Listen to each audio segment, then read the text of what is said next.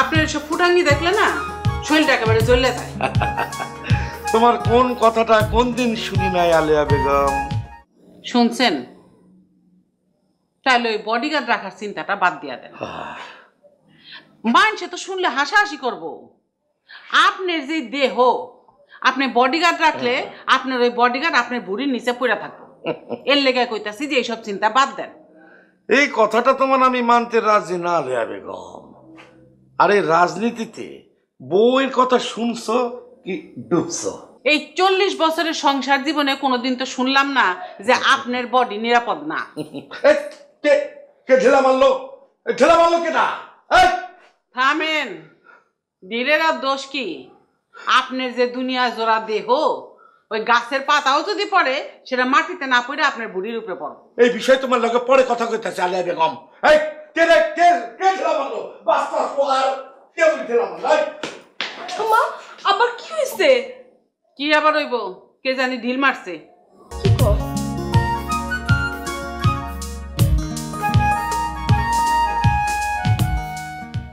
কই কই ঢেলাটা কই? কই গেল? ঢেলাটা কই গেল? হ্যাঁ কই? এটা কি? যাই হোক, বোমা তোর না, এমন ভাব করতেছেন মনে যেন বোমা ছুঁড়ে মারছে। যদি বোমা হইতো তাহলে কি করতা? আমি বাঁচতাম।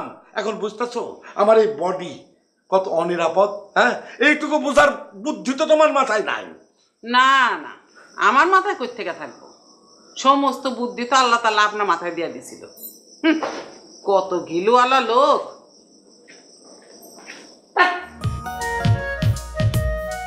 তুমি আমার বাড়ি ছিলা কেমনে?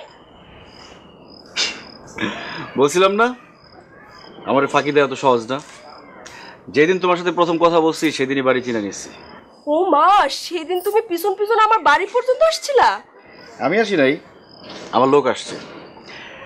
মোবাইলে পরিচয়, একদিন মাত্র দেখা হয়েছে, মোবাইল বন্ধ প্রেম বন্ধ। এসব মেয়ে মানুষের আমার কোনো বিশ্বাস নেই। আমি ইচ্ছা করে ফোনটা অফ রাখি নাই।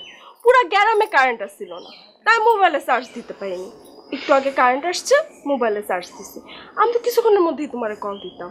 তুমি কেন আসছো? যাও, চলে যাও, কেউ দেখলে বিপদ হবে। আরে বিপদের কি হলো সেটা তো বুঝলাম না।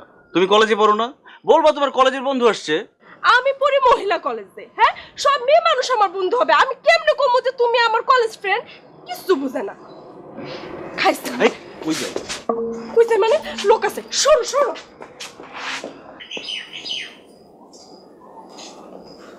এই ছেলে দাঁড়াও।